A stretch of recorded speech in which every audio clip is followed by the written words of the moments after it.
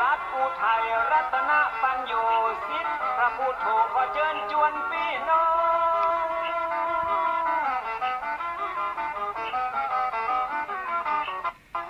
สาธุชนทุกคนแห่งห้องล้านนาตัวต้องบอกว่าใกล้ว่าไกลมาฟังรายการดีมีสาระน้อมนำธรรมะมาสาธยายขึ้น96.5เสียงใส104.5ดังไก่กระชอน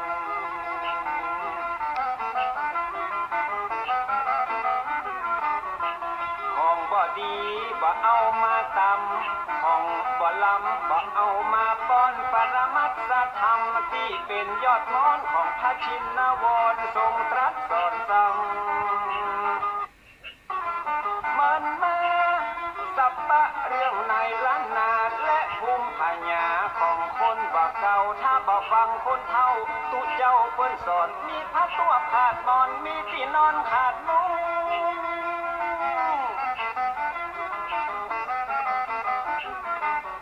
วันหน้าวันตามันจะหยาบยุ่งแทรกฟุ้งเหมือนไฟลงเปียแผ่นดินจะมีแต่คนชั่วคนจะลืมตัวผัวจะลืมเมี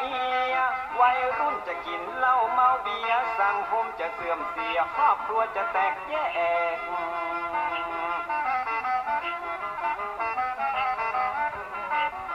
ถ้าฟังคนเฒ่าตุเจ้าเพื่อนสอนมีผ้าตวกมีหมอนมีที่นอนมุ้งแขก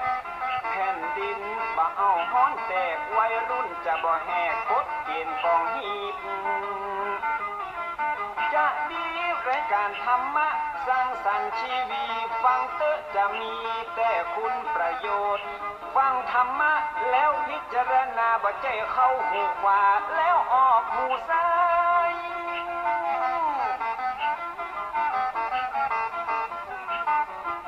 มีประโยชน์เมื่อนำมาใช้ในชีวิตอย่างมหาศาลเตือนบ่ให้ได้ประมาทบ่ขาดเรื่องกินเรื่องทานคนมีศีลย่อมมาดลบันดาลให้สุขสำราญเจริญรุ่งโรจน์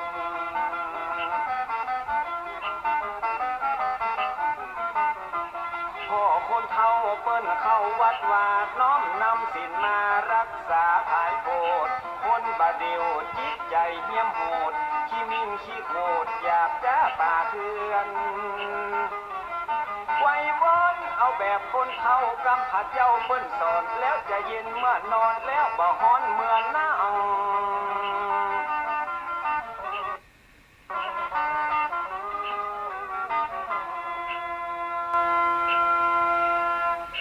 ขอเจริญสุขสวัสดีท่านสาธุชนทุกท่านรายการทานธรรมทางสงบก็ได้มาพบปะกับญาติโยมทางวันเล่นซึ่งวันนี้ตรงกับวันที่10 เดือน9 คืน11 ค่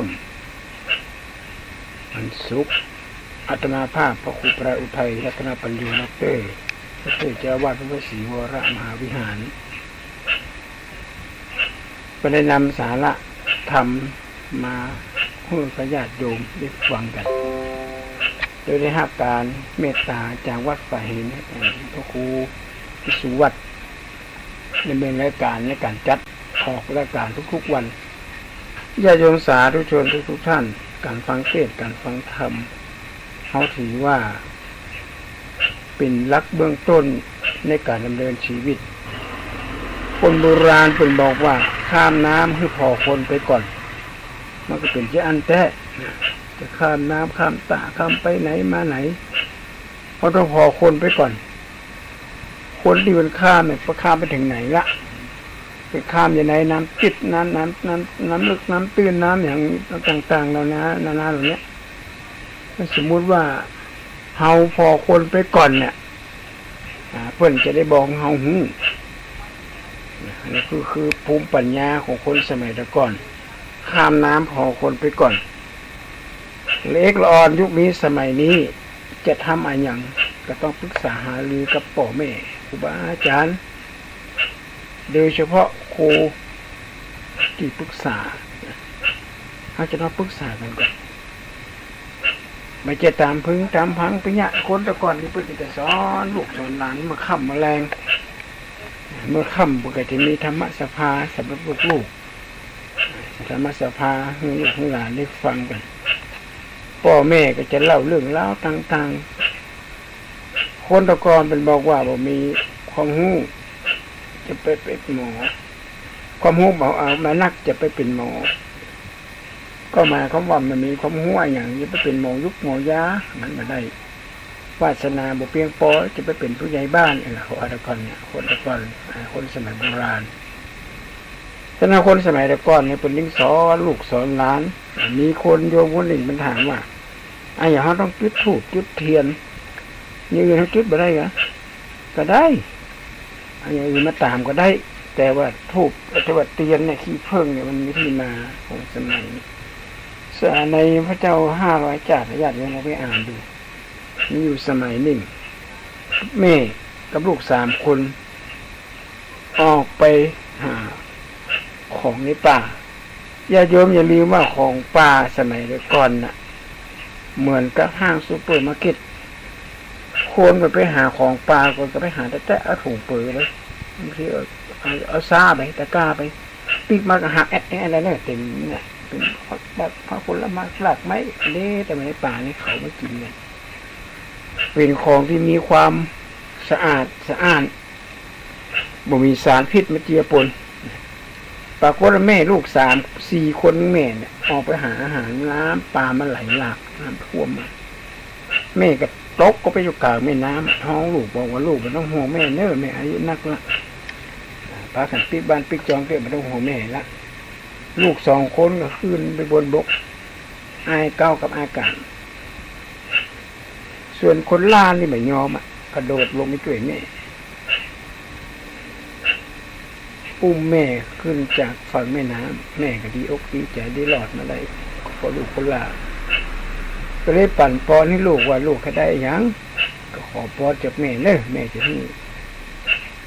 และจะไปประสบผลสำเร็จทุกสิ่งทุกอย่างตามที่ลูกขอลูกคนล่าในฐานะที่อุ้มแม่ขึ้นจากโอคะสงสารข้ามน้ำข้ามฝั่งข้ามน้ำข้ามทะเลเลยลูกเขาได้อย่างลูกก็บอกให้แม่ลูกคนล่าก็บอกว่าเอ้ยแม่เอาอย่างละแก้วแหวนเงินทองของนอกกายลูกอยากจะได้เป็นพระสัมมาสัมพุทธเจ้าได้เป็นศาสนาเอกของโลกเพื่อที่จะอุ้มสัตว์ข้ามจากโอคะสงสารจากความโลภความโกรธความหลงจากทุกขเวทนาที่ปวดทุกข์ปวดเนี่ยเป็นกับผู้ที่มีความเฉลียวฉลาดมากญาติโยมแม่ก็บอกว่าโอ้ดีละลูกของลูกได้สมกับที่ลูกปรารถนาส่วนลูกคนเก่าลูกคนโตคนใหญ่คนหัวปีไข้หัวก็ใส่ถ้ามึงได้เป็นพระพุทธเจ้าได้กูจะขี้ใส่กระบอกไปถวายให้มึงให้มันหูแล้วหูหลอดบอกหยอกใส่กันคนกลางก็ไข้หัวแถมเอ้ยกำอุปสร้างสรรค์แค่เป็นยังว่าเป็นใครไม่เป็นพระพุทธเจ้าเฮ้ยถ้ามึงได้เป็นได้นะกูจะขนขี้ดิขนคนไปถวายมึงหมดบ่เหลือสักเส้นเขาว่าคำปอนของแม่ศักดิ์สิทธิ์โบราณบอกถึง100 พรอื่นแสนอันดาดดื่นไม่หวานชื่นซาบซ่านพระพรแม่100 นางฟ้ามาอุ้มช่วยเยียวแลยังไม่เท่า2 ตาแม่ที่แลมอง2 ตาของแม่ที่แลพ่อที่แลพ่อแลมองเนี่ยมีความศักดิ์สิทธิ์หลายร้อยหลายพันปีผ่านไปหนุ่มน้อยหน้ามนต์คนนี้ได้ถือกำเนิดเกิดมาเป็นมนุษย์เกิดมาเป็นพระเจ้าเกิดได้เป็นพระเจ้าอย่างนี้ผมป้อนญาติโยมได้เกิดได้เป็นหลวงพ่ออย่างนี้ป้อนได้เป็นพระสัมมาสัมพุทธเจ้าถือกำเนิดเกิดมาเป็นพระเจ้าลูกคนหัวปีคนแรก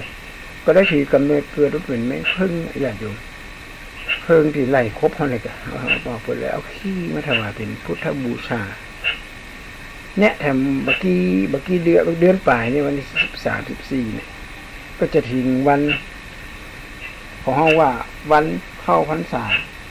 วันเข้าพรรษานี่เป็นจะมีกิจกรรมอย่างหนึ่งคือวัดอุบลราชธานีวันที่13-14เนี่ย13วันเข้าพรรษา14วันพรรษามาสาย5วันที่14วันเข้าพรรษา จังหวัดที่มีการแข่งขันแห่ขี้ผึ้งเนี่ยอันดับหนึ่งของประเทศก็คือจังหวัดอุบลราชธานีถ่ายทอดสดด้วยญาติโยมเป็นแห่อย่างแห่ขี้อย่างขี้ผึ้งจะไปว่าให้เปิดเงาเลยเพราะว่ามันเป็นพิธีกรรมเหมือนเราต้องจุดธูปจุดเทียนดอกคนกลางกันได้สีกำเนิดเกิดมาเป็นนกยุงไปเอาขนก้นน่ะไปถวายเป็นพุทธบูชาไปปักแจกันหน้าตัวหมู่สมัยก่อนน่ะเอาแผงตะลปัดของครูบาเจ้าศรีวิจัยเป็นมานี่ขออธิบายให้ญาติโยมที่โทรศัพท์มาถามแต่เจ้าเนี่ยนี่คือเป็นโบราณเป็นตำนานคนสมัยก่อนเป็นเล่าขานสืบต่อกันมาและการฟังธรรมะก็เนี่ยมันเป็นรายการจาก1 ทุ่มถึง2 ทุ่มเนี่ยก็เป็นเวลาที่เขาจะต้องพักผ่อนกันดูบนที่นอนเดี๋ยวนี้มีสบายเปิด YouTube ฟังกันเลยไม่ต้องไปนั่งอยู่หน้าจอไม่ต้องไปนั่งอยู่หน้าจอทีวีละมีสมัยนี้เพราะฉะนั้นก็เฮามาฟังเต้นเฮามาฟังธรรมทุกๆวันแต่ก่อนในวัน7 วันเนี่ยฟังตึงวันก็แบบใครม่วนเหมือนกันนะญาติโยมมันสู้จะเป็นมันจะล้นลำไปมันก็โอเวอร์โดส7 วันฟังเหตุเตื้อสงฆ์องค์พระเจ้านี่กว่าเปิ่นจะมาเป็นนักเทศได้กว่าจะเป็นนักบรรยายได้เนี่ยเปิ่นก็ต้องใจความวิริยะอุตสาหะเป็นนักเทศมันจะซุ่ม4 ซุ่ม 5เป็นนะขึ้นบนเตจเนี่ยเปิ่นต้องไปห่ำไปเฮียนไปศึกษาบางตนบางองค์เปิ่นก็ไปเฮียนต่างจังหวัดต่างอำเภอเป็นเฮาว่าการเทศมันเป็นวิชาหนึ่งวิทยาศาสตร์แล้วในฐานะที่เป็นชาวพุทธเขาก็ต้องฟังธรรมะเนี่ยมันเป็นของสาธารณะฟังได้ทุกที่ทุกทางทุกคนทุกแห่งบ่แบ่งชั้นวรรณะบ่ประกอบด้วยกาลเวลาฟังได้ทุกเวลาปฏิบัติได้ตลอดอาการลิโกไปประกอบด้วยการปัจจตังเวที่จะพกเรื่องหูได้ตู่เก่าเองหูกูเฮาเองว่าปฏิบัติแล้วมันเป็นอย่างไรครับปฏิบัติแล้วหูจักปัญหาของชีวิตหูจักปัญหาในการดำเนินชีวิตคนเฮาเนี่ยจะอยู่สุขเย็นอยู่ทุกข์สบายได้ก็เพราะอย่างพ่อถ้าขาดศีลขาดธรรมนะญาติโยมบ้านเมืองมันจะยุ่งยากบ้านเมืองมันจะวุ่นวายเพราะเราเกิดมาในโลกนี้ถือว่าเป็นบุคคลที่โชคดีที่สุดเปิ้นเปรียบว่าเหมือนเต่าตาบอดงมๆซ้ำๆเหมือนกันไหนเดี๋ยวมาออกมาเทเหตุเตี้ย3 ปี 4 ปีออกมาเหตุเตี้ยคนหนึ่งเอาห่วงโยนเข้าไปนะโอกาสที่จะถูกหัวของเต่าเนี่ยได้ง่ายกว่าคนที่จะเกิดมาเป็นคนถ้าเกิดมาเป็นมนุษย์เกิดมาเป็นคนขอของมันสร้างสมคุณงามความดีเป็นดังนั้นเป็นบอกว่าเกิดเป็นคนผู้ศึกษาหาดีเถิดดีจะเกิดถูกสืบต่อก่อเป็นผลดีที่1เอื้อเฟื้อช่วยเหลือคนดีที่2ตั้งตนตามวินัยดีที่3ไมตรีมีในจิตคิดเป็นพิษมิตรแก่แผ่กว้างกระจ่างใสหากทำดีให้ครบจุด3ในจะทำให้สุขเกิดโทษพิ้งพลันก็หมายความว่า1อันนั้นก็1ดีที่1เอื้อเฟื้อช่วยเหลือเกื้อกูลกันปี่หู2น้องหู1กันเจ็บไข้ได้ป่วยเราต้องช่วยเหลือเกื้อกูลกันเพราะงั้นเวลามีน้ำท่วมเกิดภัยอย่างต่างๆนานาเขาจะได้รับน้ำพระราชหฤทัยจากพระบาทสมเด็จพระเจ้าอยู่หัวทุกๆพระองค์ผลเขาว่านำของของผลเขาสั้นๆมาถุงอย่างที่บอกมันกับเจ้าบ้านเป็นกำลังกายกินอาหารแล้วก็มีเป็นกำลังใจด้วยว่าเปิ่นไม่ได้ทอดทิ้งประชาชนสิ่งตรงกับสุภาษิตคนโบราณแปลว่าเด็กๆไม่ลืมพ่อไม่ลืมแม่คนแก่ไม่ทิ้งศีลทานสัมภารไม่ทิ้งวัดเจ้าฟ้ามหากษัตริย์ไม่ทิ้งประชาราษฎร์นักปราชญ์ไม่ทิ้งตำรามันตรงกันเป๊ะเลยเวลาเกิดน้ำท่วมเกิดอย่างน้ำพระราชหฤทัยของพระบาทสมเด็จพระเจ้าอยู่หัวเปิ่นจะพระราชทานให้ทุกหมู่เหล่าทุกหนทุกแห่งที่เกิดภ ภัยธรรมชาติซึ่งมันมีนักยังดีนะญาติโยมเมืองไทยเขาเนี่ยโชคดีกว่าประเทศเวียดนามประเทศเวียดนามนี่คนขยันเนี่ยมันเนี่ยการอย่างนั้นแต่สู้ภัยธรรมชาติไม่ได้น้ำท่วมปลูกข้าวปลูกอย่างจ้าดีก็จะเจอโอ้น้ำจะมาท่วมเนี่ยโอ้เป็นดีบ้านเฮายังดีเฮามีภัยธรรมชาติแรงขนาดนั้นประเทศอเมริกาเนี่ยพายุทอร์นาโดเนี่ยปัดเอาตึกมดเป็นหลังๆนะญาติโยมรถเมล์รถอย่างเนี่ยปิวบนอากาศเลยโชคดีที่สุดที่เขาเกิดมาผืนแผ่นดินไทย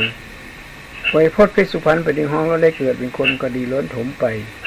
ได้อยู่เมืองไทยก็สุขใจเหลือล้นจะเกิดชาติไหนขอให้ได้เป็นคนเกิดทุกๆคนให้อยู่ในผืนแผ่นดินไทยแม้กระทั่งฝรั่งเปิ่นอยู่เมืองนอกเมืองนาเงินทองสะพัดเขาของเงินทองวิปละ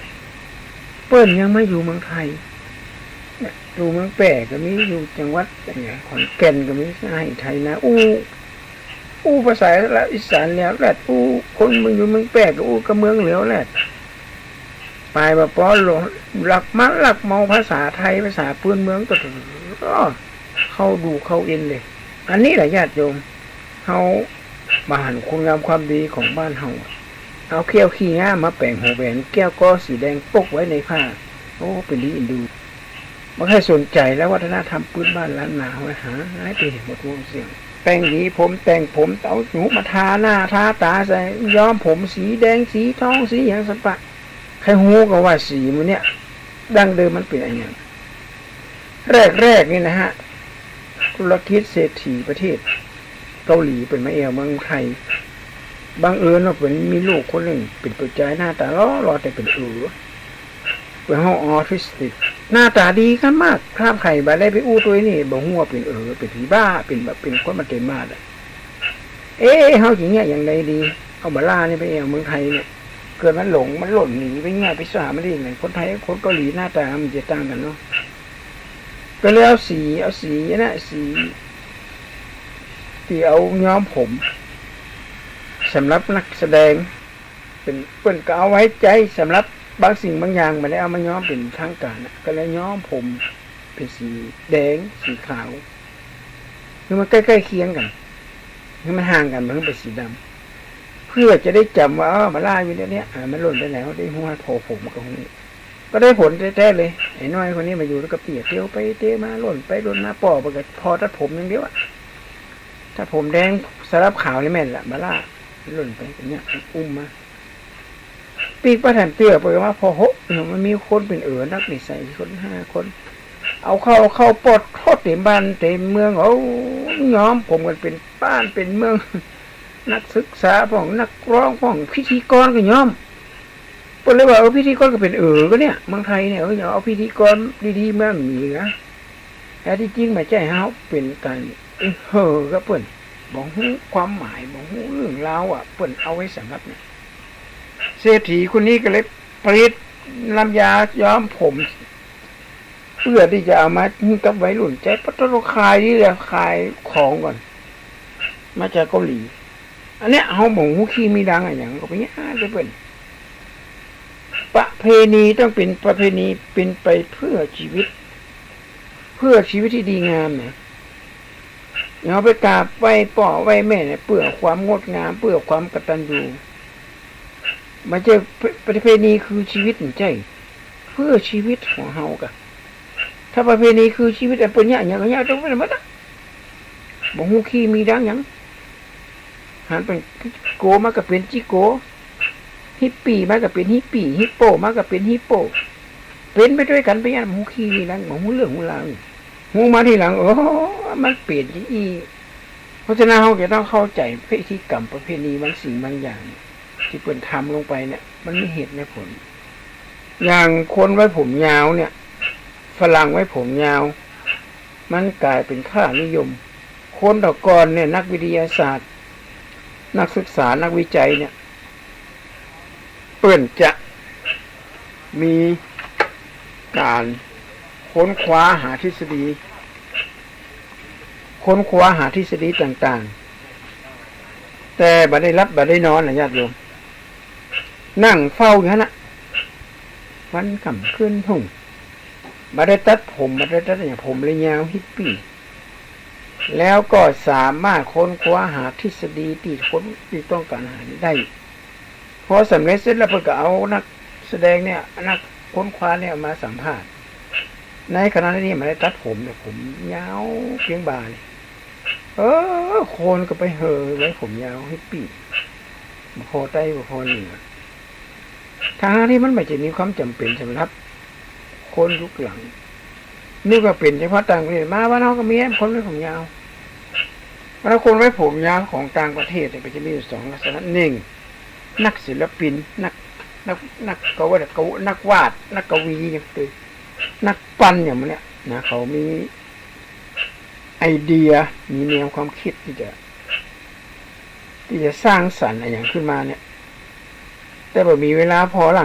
ตัวเก่าแล้วปล่อยผมยาวผมยังผ่องก็เลยไปเอาอย่างเปิ่นไว้ผมยาวเปิ่นแต่งตัวนี่แต่งตัวบรงกงกลางแต่งตัวอย่างก็คนมาเต็มบาทมาคนมาเรียนนี่มาก่อนนี่เถอะเหิมสักพักนี่เกี่ยวยีนะเป็นชีกนะครับชีกจนหัวเข่านะ ถ้าบาชีกจนหัวเข่าเลยบากล้าใส่ถึงว่าของบัดนั้นสมัยน่าบ้าไปเลยบ้าไปเลยเป็นที่มาของว่ามีครั้งอยู่ครั้งหนึ่งนักจิตรกรคนหนึ่งเป็นนักวาดโหไปงามมากปรากฏไอ้ผีบ้าคนนี้หลงไหลข้างใครหลงไหลจนกระทั่งไปใส่เสื้อใส่ผ้าเต็มเม็ดเต็มหน่วยหลงไหลจิตรกรคนนี้วันหนึ่งจิตรกรไปกับพอดพวกกับนุ่งกับผ้าขม่าก็นุ่งอย่างห้องเปิดเราไปอาบน้ำเอาที่เอาเตียวห้อยบนต้นไม้บนบกไอ้ผีบ้าคนนี้มาหันก็ใส่กับแก้ผ้าตัวก็ออกมดก็เอาเสื้อผ้าของศิลปินไม่ใส่แล้วก็หนีไปฮะว่าศิลปินคนนี้ก็เลยบ่มีเสื้อผ้าใส่ก็ใส่เสื้อผ้าไปไอ้ผีบ้าคนนี้ไปวาดหูไปปั้นคนหันก็โหนี่มาเท่ดิแท้ใส่กางเกงปุ๊ดหัวเข่าเนี่ยงามไหมบรเสื้อปุ๊ดหน้าปุ๊ดหลังไปเลยอันที่จริงแล้วเปิ้นแบบมีอันที่จริงแล้วบ่ได้มีเจตนาที่จะมาแปลงให้เป็นคนบ้าแต่ว่าคนบ้ามาเนี่ยเปิ้นได้เป็นบ้าไปตัวเองแล้วคนบ้านเฮากับบ้าจี้นั้นใส่กันเข้าไปเสื้อผ้าอาภรณ์อย่างต่างๆนี่นะนี่ญาติโยมท่านสาธุชนทุกท่านบางสิ่งบางอย่างมันมีเหตุและผลที่เป็นทำลงไปเป็นมีเหตุผลเป็นนะเฮาจะไปยะไปเลยไปเถยบ่ฮู้เรื่องฮู้แล้วอย่างการกินการสูบบุหรี่ก็เหมือนกันในสมัยโบราณแต่ก่อนเนี่ยสิงสาราสัตว์มันหนักเป็นยุงกาเป็นมดเป็นแมงมันเปิดเลยสูบบุหรี่แล้วเวลาเข้าห้องน้ำแต่ก่อนมันจะมีห้องน้ำเหมือนทั่วไปอันนี้ตามคุณเล่าคุณร้านหรือว่าถ้าเข้าห้องน้ำถ้าใครเข้าไปในป่าละเหมาะนี่ต้องมีควรสูบควรบุหรี่ออกรุ่งแสดงมีคนอยู่ถ้าแบบสูบบุหรี่ก็บ่ได้ทำเนาะบางทีก็มีมดมีอย่างมียุงมีอย่างบินมาเนี่ยก็เลยกินบุหรี่ก็หนีอันนี้เป็นมีเหตุผลนะเป็นไม่ได้สูบเพื่อปฏิทินงอมแงมประเด็นนี้ปฏิทินสูบบุหรี่กันปอดแล้วให้เกิดโรคภัยไข้เจ็บคนตะกอนเป็นสูบเป็นไม่ได้สูบเพื่ออร่อยเปิ้นสูบด้วยมันมีมิติของสังคมของสมัยตะกอนคนสมัยโบราณเพราะนั้นเราลองฟังสิ่งเหล่านี้เขาจะหูเขาบอกฟังเขาบอกจะมาอ่านหนังสือหนังหาประเด็นนี้อุ้ยบอกสัก2-3 หน้าเนี่ยคนก็มาเคยอ่านกันแล้วประเด็นนี้เป็นมันลำบากอาตมาไปสอนที่มหาวิทยาลัยสงขลานครลำปางห้องสมุดกลายเป็นห้องเก็บของเพียบเลย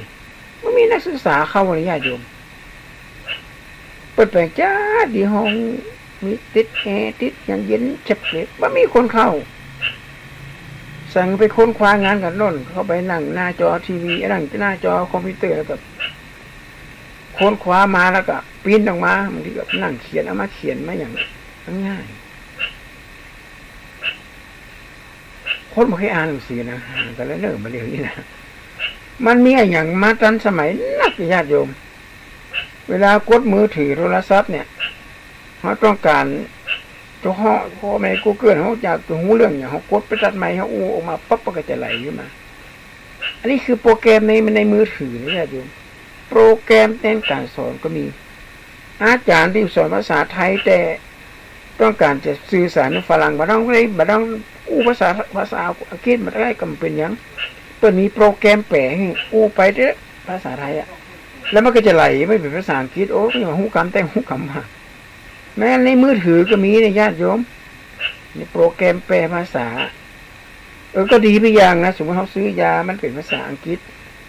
ยานี่รักษาอย่างในข้องอย่างข้องเขาก็เอากล้องเราไปส่องใกล้ๆนะถ้าเป็นภาษาอังกฤษมันจะแปลเป็นภาษาไทยให้ด้วยโอ้เอาละมาเลยนี่คนจะเป็นง่อยเป็นอย่างนี้เมื่อละก้าประเด็นเนี่ยมาห้ามมาเฮียนกันเนี่ยประเด็นบอกว่านกไอ้ก็ว่านกน้อยกินจ้างราคาเป็นแสนมาได้ดูแคนฟังไปในเจ้าเนี่ยนกน้อยๆตัวน้อยๆนะนกก็คือสื่อเครื่องมือสื่อสารตัวน้อยๆหนังสือพิมพ์ใหญ่ๆเนี่ยยอดสถิติการขายลดลงอยู่หัวภาพนิตยสารบางฉบับยุบไปโดยปริยายเลยมีใครซื้อไปอ่านมันเป็นเรื่องที่น่ากลัวนะญาติโยมโอ้อันอย่างเป็นเรื่องเป็นเรือยุคนี้สมัยนี้เนี่ยฮะเพราะฉะนั้นก็เพื่อบ่ให้เสียเวลาอย่างเป็นนักอาตมากันเลยเอาสาระธรรมความรู้ต่างๆเคยไปเข้าอบรมสัมมนาเกี่ยวกับกรมกับเจ้าหน้าที่องค์การอนามัยโลกเปิ้นบอกว่ารถโทนี่บาลาออดบอกว่าก็มันนี่ก่อนนี่มันประเทศไทยใช่ไหมพระในเมืองไทยใช่เปล่าเนี่ยใช่บอกไม่ใช่แล้วไอเนี่ยนะฉันเนี่ยอยู่ในบ้านเนี่ยฉันเห็นคนไทยเนี่ยเขาไปกราบพระแล้วพระก็จะเอาน้ำฮอลลี่วอเตอร์อีกเหรอมันว่านะแปลว่าน้ำมนต์น่าจะแม่นฮอลลี่หรือว่าซักซิดเอาจุ่มยาคาแล้วเอาผมโคตรนี่มอก่อนเลยนะทำไมยูไม่พูดภาษาธรรมะพูดเนื้อหาสาระที่มันเป็นประโยชน์ขนาดน้ำมนต์คนยังเชื่อไม่เห็นมีอะไรมากเราต้องเอาความรู้ที่เกี่ยวกับดำเนินชีวิตของชาวบ้านที่บ้านยูเนี่ยมีคนเป็นมะเร็งเยอะนะปัญหาเรื่องการกินปัญหาเรื่องการดำเนินชีวิตมันมีมากนะน่าจะเอาเรื่องนี้ไปคุยมากขึ้นบนธรรมะเนี่ยน่าเสียใจเลยปีโป้เนี่ยเป็นบอกนะอาตมาภาพก็หับปากกับเปิ้นไว้ว่าเดี๋ยววันหน้าวันจะมีโอกาสได้จัดรายการทางวิทยุมีโอกาสได้ไปเทศอย่างเนี่ยก็จะเอาความรู้เนี้ยเอาไปสอนญาติโยมเด็กเกี่ยวกับด้านสมุนไพรส่วนมากอาตมาก็จะพูดถึงเรื่องเราเนี้ยในเรื่องสมุนไพรมันก็มีความจำเป็นนะญาติโยมถ้าว่าร่างกายเขาสมบูรณ์แบบร่างกายเขาบ่บกพร่อง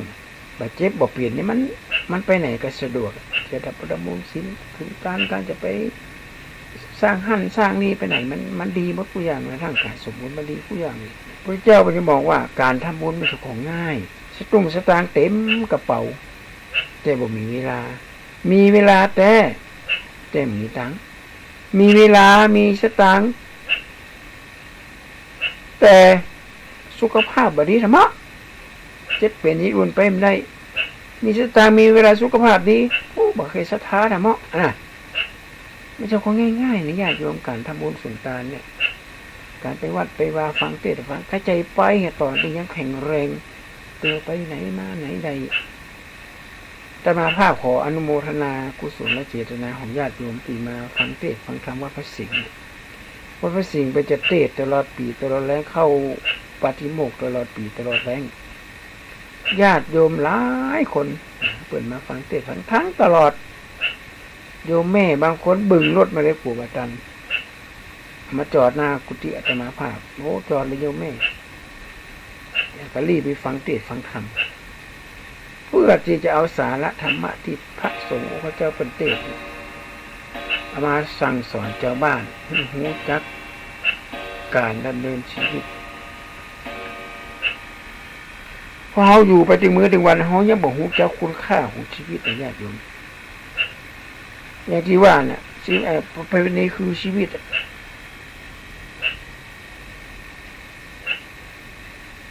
บอกรู้เรื่องรู้ราวเนี่ยเปิ่นกินตัวกินเปิ่นไปตัวไปเปิ่นชวนกินเหล้าก็ชวนไป เปิ้นกินลาบกินซ่าก็กินไปได้เปิ้นแต่พอเจ็บเปลี่ยนเย็นอุ่นขึ้นมาถามมาคนในวงเรากับคนอยู่ในบ่อนในอย่างเนี่ยเปิ้นมาช่วยเขาก่อนเขาไม่ได้มาช่วยเขานะคนที่มาช่วยเขาก็คือพ่อคือแม่ลูกเมียอยู่ในบ้านตัวเนี้ยหมูเนี้ยที่จะมาช่วยกันนอกนั้นก็หายไปเห็นหมดถ้าเมาเหล้ามาไปตบไปตีกันขึ้นมาติดข้องติดตารางอย่างขึ้นมาเนี่ยก็ไปติดคนเดียวนะหมู่เปื่อนหมู่ฝูงก็หายซับลบลีหนีหน้าละเหมือนใครมาไกลมาไกลหน้าการดำเนินชีวิตในทางพุทธศาสนาที่บอกให้รู้จักธรรมชาติของชีวิตของเราเนี่ยว่าชีวิตนี้มันเป็นของมันที่ธรรมดาเปื่อนห้องว่ากายนครกายเขาเนี่ยมันจะมีทุกสิ่งทุกอย่างในร่างกายเหมือนกับนครหนึ่งกายนครนี่ถ้ามีอันอย่างแปลกปลอมเข้าไปเนี่ยเปื้อนเฮาแอนตี้บอดีจะเป็นการขับไล่สิ่งที่แปลกปลอมเข้าไปในร่างกายแต่อันนี้จังทุกขังอนัตตาเจ้าของบ้านไก่ผู้เจ้าแล้วเป็นใจเห็นเนี่ยเอาเหล้าเอาเบียร์เอาของปิ้งของย่างอย่างใส่เข้าไปเวลามีงานมีการขึ้นบ้านใหม่คุดน้ำบ่อก่อศาลาอย่างต่างๆนะโอ้ยเหล้าเบียร์เต็มไปหมดเลยญาติโยมเป็นที่น่าหันใจมากมากินมาได้เขาอย่างไรพอกินเข้าไปแล้วเราก็เริ่มมาละสุขภาพร่างกายเนี่ยนะมันเป็นของสำคัญมากเมื่อมีอย่างแปรปรวนเข้าไปในร่างกายมันจะไปทำลายทหารที่อยู่ในร่างกายของบักภูมิต้านทานต่างๆนั่นแหละมันจะลดลงไปเปิดเฮาว่าแก่เกินวัยเฮาก็ยังบักปูกันเถอะกินเข้าไปมหาเศรษฐีอันดับหนึ่งของโลกนี่ก็คือคนขายเหล้าขายเบียร์นะของประเทศไทยคนนี้ติด1 ใน 10ก็ได้กันหมดคนหนึ่งขายกับแก้มคนหนึ่งขายเหล้าขายเบียร์ร้อยจนมหาศาลเลยเงินทองเอาไปที่ไหนผมเสี่ยมสั้นเฮาในฐานะที่เป็นชาวพุทธเฮาจะต้องชาวพุทธเป็นประเทศเป็นศาสนาที่มีเหตุและผลสามารถมาหักล้างกันได้เหตุเฮากินเหล้าผลก็คือเมาเหตุเฮากินของปิ้งของย่างของกินของดิบของแดงพญาติก็เข้าไปในลำไส้ในท้องเฮามันไม่ได้เข้าก็ได้นะมันจะเข้าไปทุกซอกทุกซอยบ้างถ้าเป็นเชื้อที่นักๆเนี่ยก็เลยโรคหูหนวกเนี่ยอะไรอย่างนั้นโรคกินลาบกินลูกของหมูโรคหูดับแต่มาหาเนี่ยญาติโยมแมงเนี่ยแมงพญาติเนี่ยมันจะตีไปตามร่างกายแล้วก็ไปไข่ไปอย่างในร่างกายเขา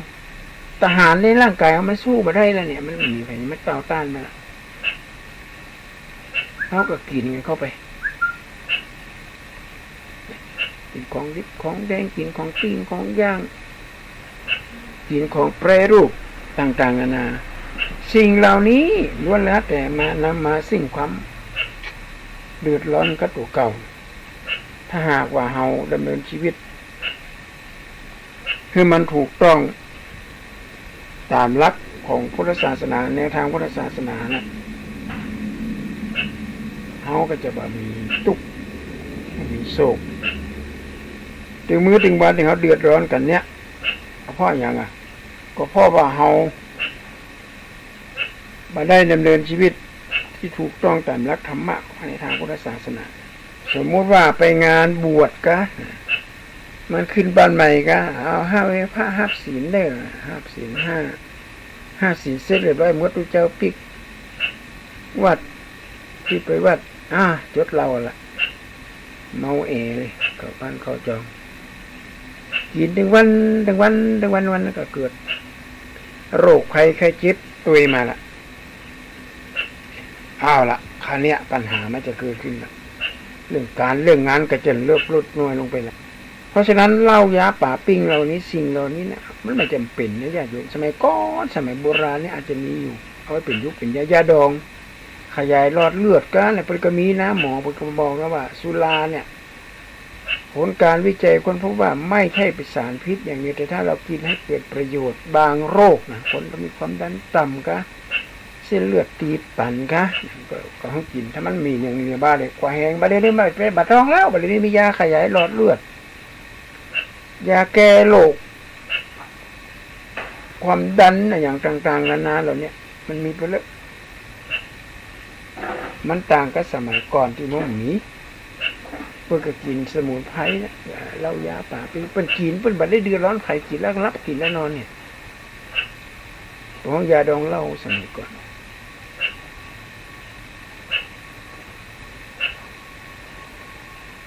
มาถึงบัดเดียวเนี่ยเอาโอ้อันตรายมากและหันยางนี่บัดนี้เป็นปลดล็อกกันชุงกันชากาใบกระท่อมเนี่ยญาติโยมจะไปทำอะไรนักกินนั่นนะเอามากินเลยฤทธิ์เดชของใบกระท่อมเนี่ยเขาบอกมันเกิดอย่างขึ้นท้องจะมาภาพมาหันใน YouTube มาหันในอย่างนี้นึกถึงสมัยตอนที่เป็นละอ่อนคนกินกัญชาแล้วเมาเนี่ยบอกว่าจะสูบบอกว่าจะเกี้ยวกินบอกว่าอย่างนี้โอ้โหกล้วยมันเป็นวีนี่ญาติโยม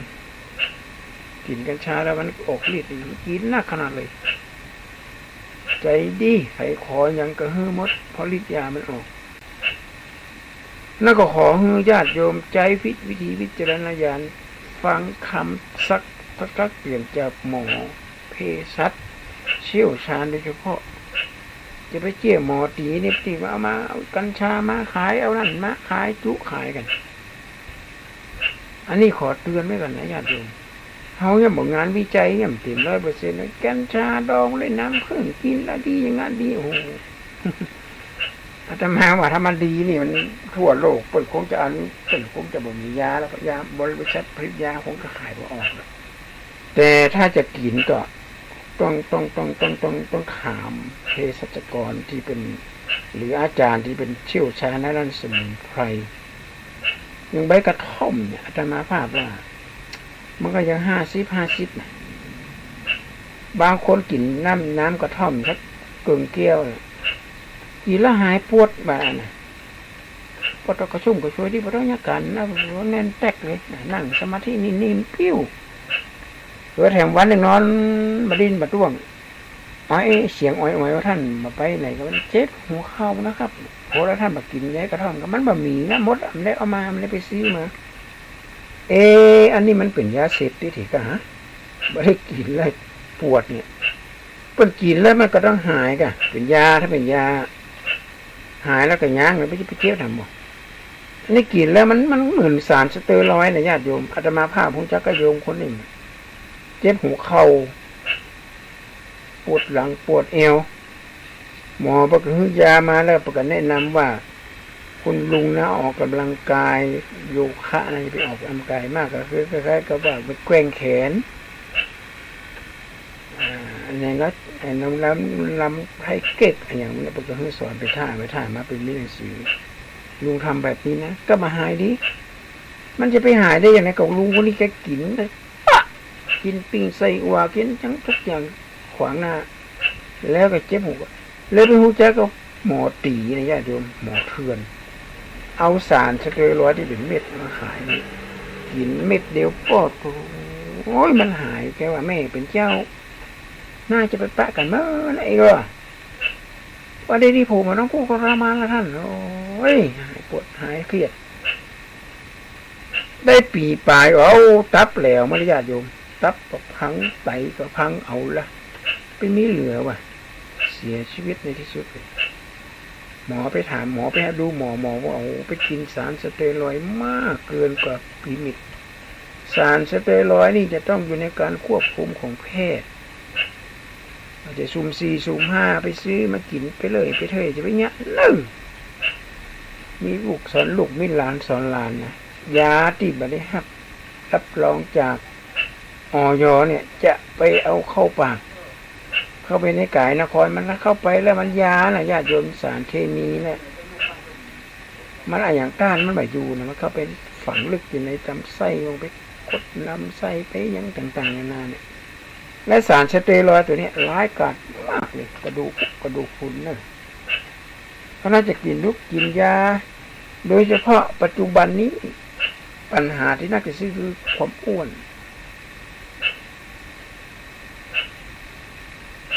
ความอ้วนนี่เป็นอุปสรรคต่อการเคลื่อนไหวในญาติโยมแต่เฮาบ่ได้ไปแก้ไขต้นเหตุเฮาไปแก้ไขปลายเหตุไปซื้อยุกซื้อยามากินโดนคนอื่นหลอกกินแล้วนะถ้ากินเสร็จเรียบร้อยหมดถ้าอิ่มนะให้หยุดเลยแล้วก็กินอาหารเสริมชนิดนี้ลงไป7 วันนี่แล้วลดเลยอาตมามันนึกในใจว่าก็นี่จะเอาเม็ดมะขามคั่วขายแล้วว่ากินข้าวกินไว้2-3 กรัมก็พอแล้วอมเม็ดมะขามคั่วไหมอาตมารับรองเลยว่า3 วันลดแน่นอนนะอมเม็ดมะขามคั่วมันต้องกินอย่างนี้นะ พอมันละบอกงอกสักคำละอันโดนจุแล้วเนี่ยในยาลดน้ำหนักยาลดความอ้วนเนี่ยไม่ปรากฏในพจนานุกรมของแพทย์แผนปัจจุบันแพทย์แผนโบราณก็มีเนี่ยโยมอาตมาภาพเพื่อนนักศึกษาปริญญาตรีปริญญาโทไปศึกษาหายาลดความน้ำหนักทั่วเชียงใหม่หามีสักหน่อยนักศึกษาที่เมืองลำปางก็มีไปหาเภสัชกรนี่ไปจะอธิบายว่านี่นะขออธิบายกันไปกับอาเทพไว้ความอ้วนเนี่ยมันมีอยู่2 ลักษณะแรกก็คือเกิดมาจากกรรมพันธุ์พ่อแม่อาจจะไม่อ้วนแต่ปู่ย่าตาทวดดีอ้วนเราเลยเป็นสายพันธุ์มาจากพ่อจากแม่กฎมันเดียว2ความอ้วนเกิดจากพฤติกรรมในด้านการกินเพราะฉะนั้นทั้ง2อย่างเนี่ยนะอย่างแรกเขาเรียกว่าพิชฌนิยามคือเป็นรอนอเนื้อเป็นเหล่ากอของคนก่อนแต่โอกาสที่มันจะหายก็หายได้ถ้าหากว่าเราลดแป้งนี่ก็จะอยู่ในข้าวนึ่งในตัวเน็ตนะอันเนี้ยไอ้ขนมปังเน็ตตัวร้ายเลยขนมปังขาวๆนะถ้าเป็นขนมปังดำๆเขาห่อขนมปังหูในกินได้แต่ขนมปังขาวๆนี่ต้องแป้งทั้งนั้นเนี่ยเราจะมักกันด้วยน้ำเลยเนี่ยเอามากินกันเนี่ย2น้ำหวานน้ำตาลของน้ำผลไม้จะไปเจือน้ำผลไม้อย่ามาหวานแต่หวานว่าแต่เขาเอาน้ำตาลเขาใส่ในญาติโยมน้ำคั้นผลไม้คั้นเอาคนเดียวซื้อส้มเขียวหวานมาแล้วมาบีบมาคั้นเอาคนเดียวไม่ต้องใส่น้ำตาลอันนี้มันเป็นอย่างแต่เขาไปซื้อที่ในร้านไปซื้อสำเร็จรูปเพื่อนก็ต้องใส่กับน้ำตาลใส่ไม่ได้ไปมันก็จะบูดมาเลยน้ำตาลเนี่ยเป็นน้ำตายนะเป็นดึงบอกอาตมาภาพได้ออกรายการเกือบทุกวันเลยเป็นห่วงญาติโยมอาตมาภาพไปตรวจสุขภาพเนี่ยก็หูเบาเหมือนกันเมื่อตะวันซืนเนี่ยจริงว่าตะวันซืนวันเนี้ยวันที่วันอัดรายการวันเนี้ยวันที่9แล้วก่อนหน้าน่ะก็ไปดูใน YouTube ว่ากินไข่วันละ4 ฟอง5 ฟองหมอมันกินนะผมกินไข่วันละ6จะตั้งใจจะกิน7 ฟองแม่บ้านเอาไป3 ฟองก็เหลือ5 ฟองผมก็เลยกินแค่5 ฟองวันนี้นะครับกินไข่ทุกวันนะครับร่างกายจะแข็งแรงกระปรี้กระเป๋าอาตมากับไปเจือไปกินก็ไปกันนี่ผมเป็นอย่างไข่ญาติโยมไปใส่ไข่ไม่ใส่บาตรไปตรวจเลือดพอปะโทโคเลสเตอรอลขึ้นเปิ้งเกิน200อาตมา120กันคุณหมอว่าอย่าไปตกใจท่านไปกินอะไรมาไปฉันอะไรมาก็บอกว่าไปฉันไข่ต้มไข่ลวกโอ้เป็นวันนั่นแหละตัวร้ายถ้าจะฉันให้ฉันไข่ขาวมีแต่โปรตีนไม่มีคอเลสเตอรอลเป็นยกตัวอย่างเช่นนักเพาะกายที่กล้ามเป็นมันมากแต่เป็นกินเฉพาะไข่ขาวนะโยมเนี่ยโยมถ้าไข่ขาวมันไปซ้าแกนเลยละไข่แดงไว้เอาไปขายอย่างนี้นะนี่เราออนกินแล้วไข่ขาวเนี่ยเอาไว้กินเป็นโปรตีนเสริมสร้างเนื้อเยื่อเสริมสร้างกล้ามเนื้ออันก่อ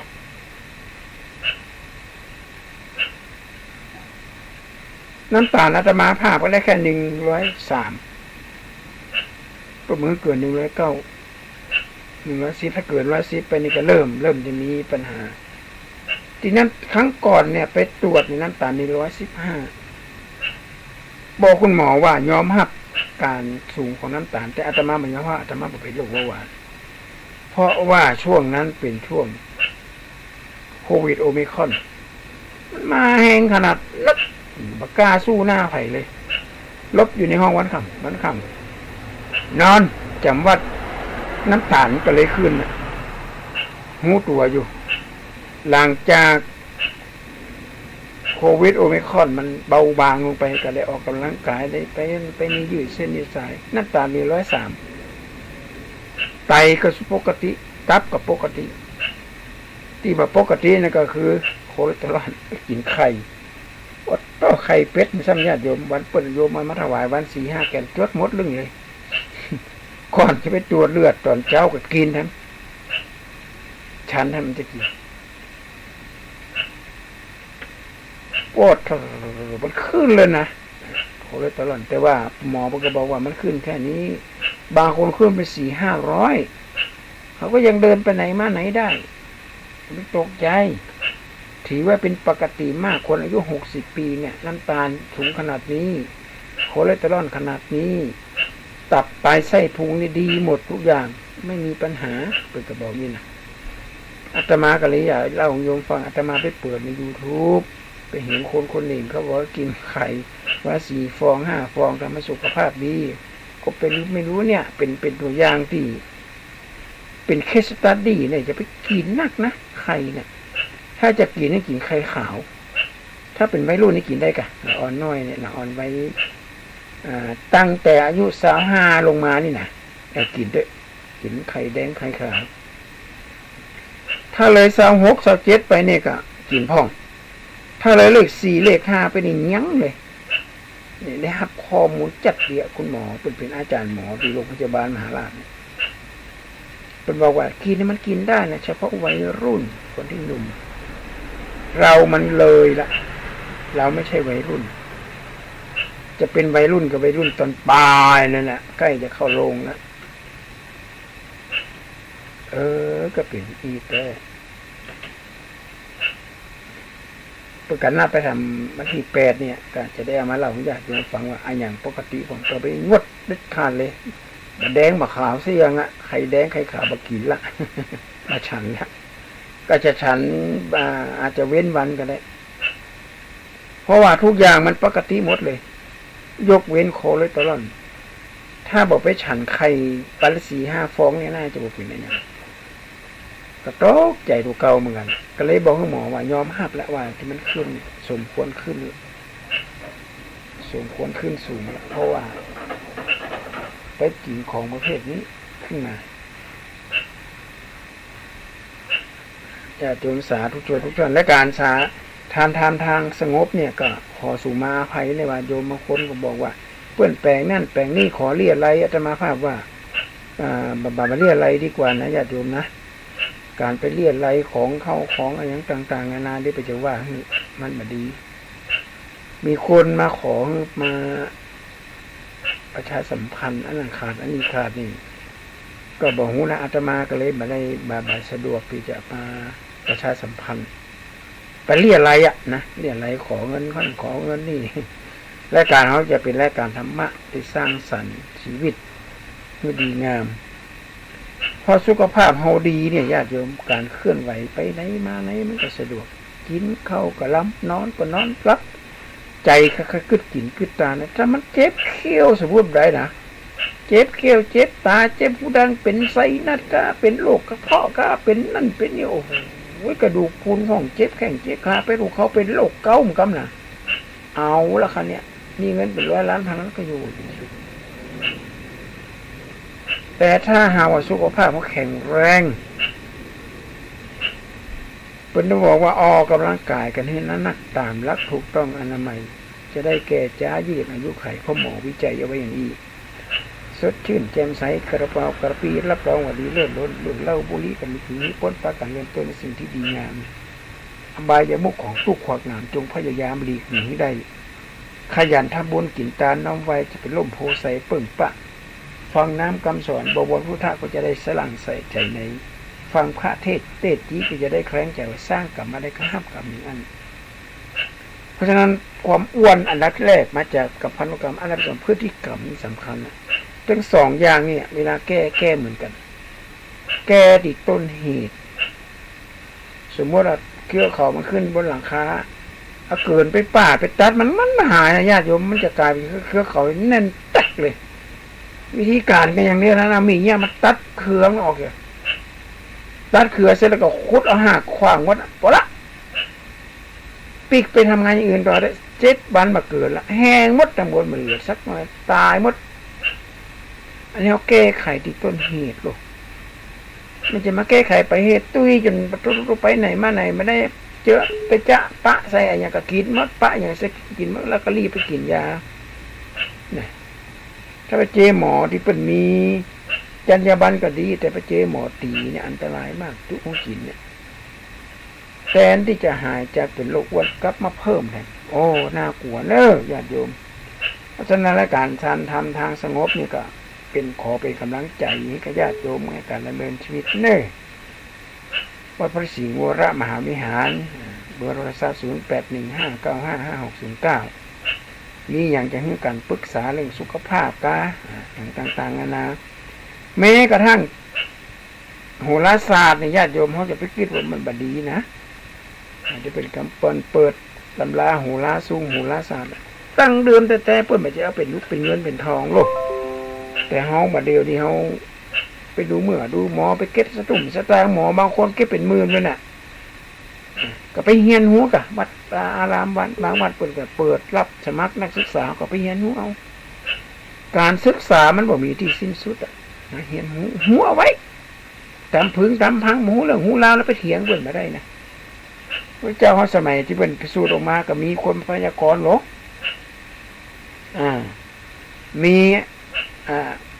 ฤาษีอสิตดาบสมานั่งไข่หัวเดี๋ยวดีใจได้หันพระเจ้าได้เพราะว่ารอยพระบาทของพระองค์นี่มีอันเนี้ยมีหูเสมาธรรมจักรดีใจสักกรรมก็นั่งให้มาโอ้อสิตดาบสให้ยังบอกเสียใจที่ไม่ได้ฟังธรรมะของพระสัมมาสัมพุทธเจ้าเสียใจก็เสียใจเกิดจากนี้มันได้ฟังนี่เป็นหมอดูนะญาติโยมคนอินเดียนี่เป็นดูมวยแม่นปะคนอินเดียนี่นะเป็นดูแม่นดูมูลแม่นดูหมอกันแต่บัดได้ชงเสริมนะเขาเข้ามาเขาว่าพระพุทธเจ้าประกาศจบนั่นโหราศาสตร์มันหรอมันตราด้านเวทมนต์ไปก็ดูเนาะโหรามี18 ปริญญาก็รู้บรรจบมีอย่างห้องวันเจอกันวันเสาร์หน้าได้วันศุกร์หน้าวันนี้ก็ขอจากญาติจากโยมไปก่อนเน่ขอความสุขความสวัสดีตุมีกับญาติโยมสาธุชนทุกท่านในการทำเนินชีวิตด้วยการใจรักธรรมะให้เป็นประโยชน์ธรรมะให้แสงสว่างทั้งกลางวันและกลางคืนเมื่อติดเขามีธรรมะอยู่ในจิตอยู่ในใจแสงสว่างในใจเขามันก็เกิดขึ้นได้ขอญาติโยมเป็นความทุกข์ความเจริญ